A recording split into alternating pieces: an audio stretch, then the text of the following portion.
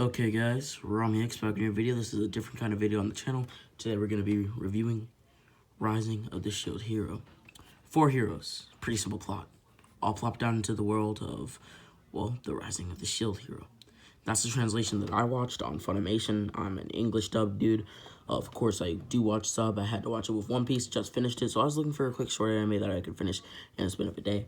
And so far, I started on the day of recording this, so November 9th? Yes, should be around November 9th. This video may come up at November 11th, November 10th. It really just depends on when I feel like releasing it.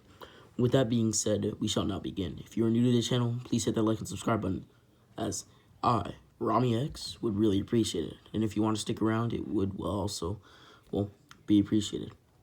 Now, shall we begin? Yes, we shall. With that being said, this show is phenomenal. It nails down a few points that, I think are very important. For example, it talks about, I guess you could say, rape. Interesting, and maybe ironic for some of you who know where I'm going.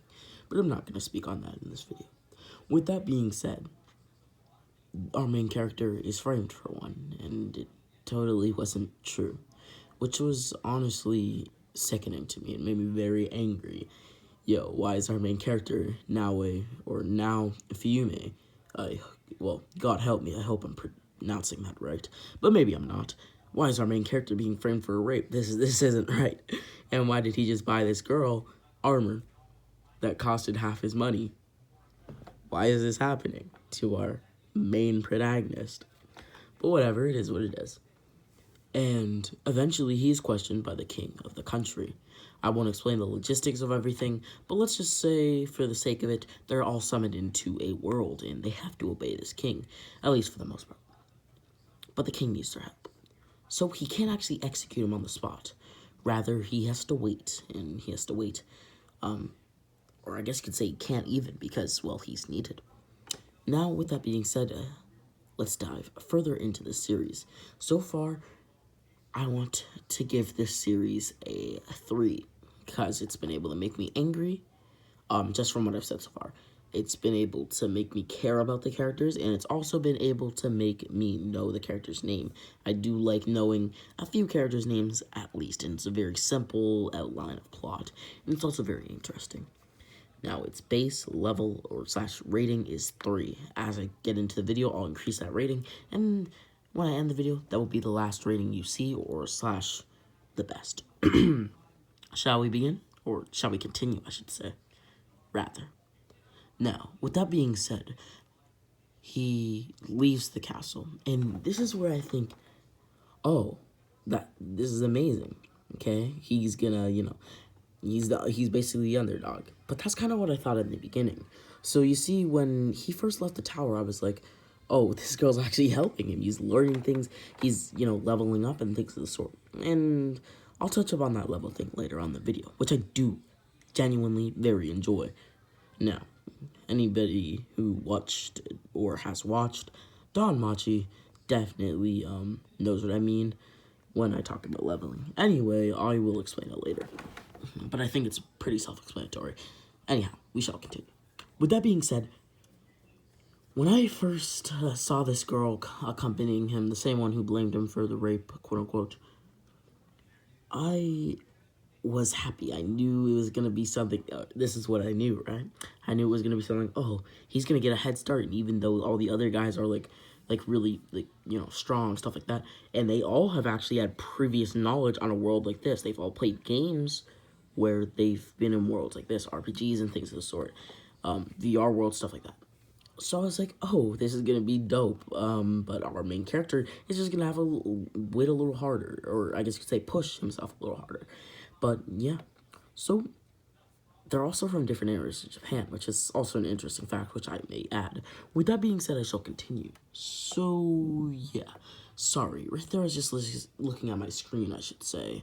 If you don't know what I mean, Rising of the Hero is actually on my screen, so my voice just a second ago may have went like this. Anyhow, sorry for the pauses, you could say, or at least all the shall we continues. Now, with that being said, this was completely the opposite of what happened, and it turned my expectations upside down. This is something that the series, or I should say creator of Eiichiro Oda, or I guess you could call it the creator, Eiichiro Oda, not creator of Eiichiro Oda, or Eiichiro Oda. This is something that he has done to me many times and has flipped me on my seat. Even just episode 30, he did this to me. Episode 20, these are things that he did early on and has continued to do. So seeing this really made me happy, because if you do not know already, One Piece is my favorite anime. Now, and manga as well, I guess you could say. With that being said, now, our hero has nothing. And it has just flipped his expectations on me. So we give it a base rating of now 5. I want to see some more supporting characters, because currently there is, I guess you could say, 5 main characters.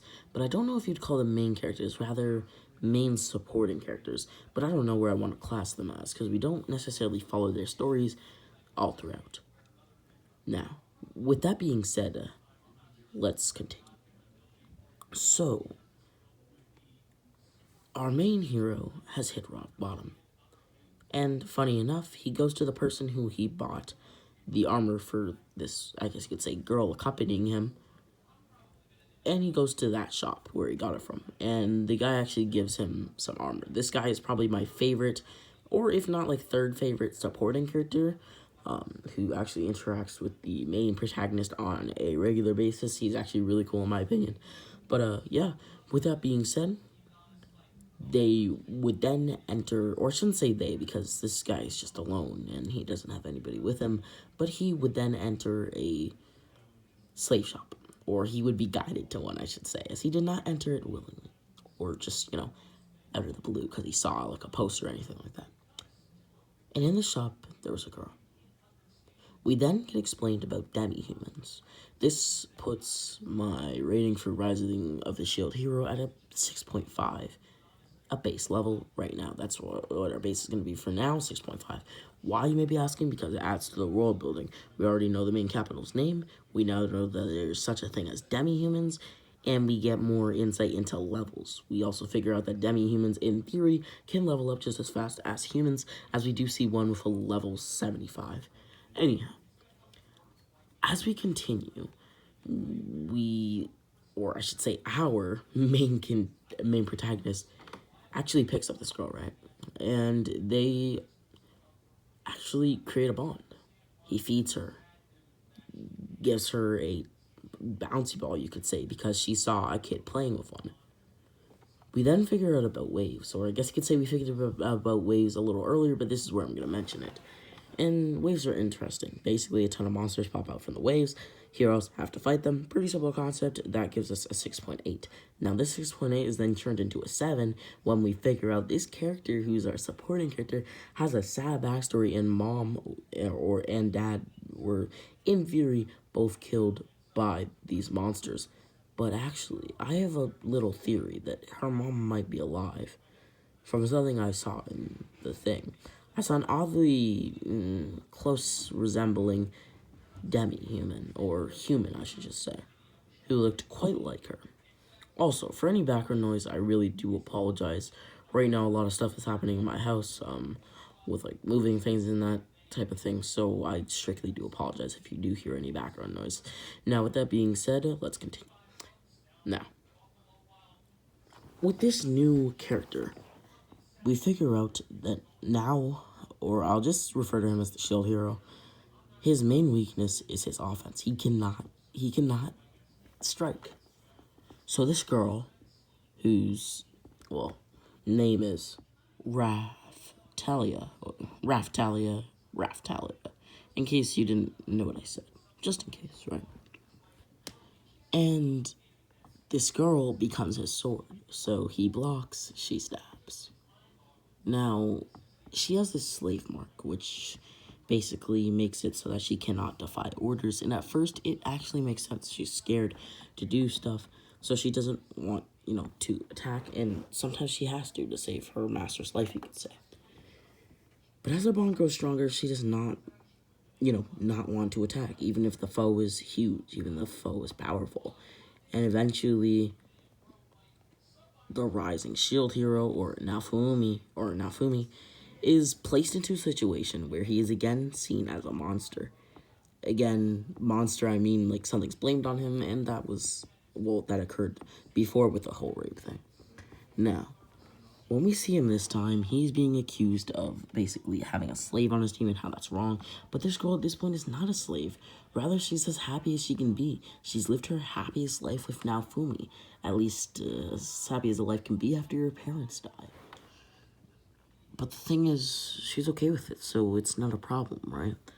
But, somehow everybody else seems to think of it as a problem. Setting up our main character, Naofumi, again. Now, Raftalia cannot do anything. She's restrained and basically attacked, you could say, even assaulted, if you will. Aggravated assault. Joking around, of course. Now, with that being said, after this, I'm like, how is this hero going to evolve? He needs to get stronger, right?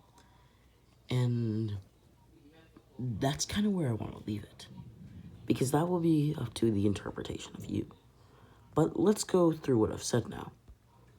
Great story, easy to follow. Not to mention that it's, well, an anime and manga.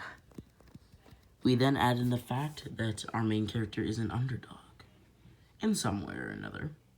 We also then add in the fact that our main character has a sad backstory. And the supporting characters do as well, for the most part. At least the ones that tag along with him. Or at least our main supporting character, who I would call Raftalia. Or unless you want to call her our main character, which I would also say is not wrong. With that being said, we also have great world building. We find out about new species. We see the world for itself. Because sometimes you can hear something. For example, One Piece had something very similar, maybe around episode 500, and I hope that does not scare you. That episode, there's so many episodes. Think about Naruto in total 700 episodes if you count Shippuden. Anyhow, which is still a lot. Anyhow, so like I was about to say, we basically then see slave auction houses where people bid for slaves, and we hear about it, but we don't know that it actually happens. So when we hear, oh yeah, people bid, and are somebody who's actually tagging along with our main protagonist. But when we actually see our main protagonist then bid the amount they have from the get-go, it is overshadowed by another man. And they say 500 million while our main protagonists say 200 million. Rip. And we actually see what it's like. And it really paints a different picture. Like, you hear of this person's battle and all use, I don't know, Madara and Hashirama. You hear that they fought at the final battle. But what did we actually think? Did we think it was this, catastrophic battle that could have decided the fate of the whole world? No, we thought it was something maybe like Naruto versus Sasuke or an Orochimaru versus Hiruzen fight. Because that was our expectation. That was what we seen. But of course, Kishimoto, or Masashi Kishimoto, whose birthday it was, very recently, so happy birthday to the GOAT, or one of the GOATs, I guess you could say, of the big three. But Naruto's not the greatest anime of all time. But, it's close, whatever. With that being said, and he flipped our expectations up on our head. Same thing with Toby being Obito and not Madara. Same thing, even though Kisame said, oh, I know who you are, you're Madara. And he didn't, eavesdrop or anything. What? Huh? It just makes no sense. And so he flipped the expectations over our head. Now, with that being said, for that fact, as I've really gone into great detail with it, at least in my opinion, we're going to give Rising of the Shield Hero, for everything that it offers and everything that I've seen so far, in a solid 8.3 out of 10. 0.3 because it seems to me like each character, that at least the ones that are riding around with Naofumi, or I should say, do get really good backstories and things. Sorry for that. Yeah. But with that being said, this is about it for my Rising of the Shield Hero review. I hope you guys all enjoyed. Maybe if you haven't watched the series, this will prompt you to. Soon I plan on releasing a One Piece video like this. So, yeah, beware. It's going to be called The Beauty of One Piece. Yeah. With that being said, comment down below how you felt about this video and if I should make more, and Rami X. Oh.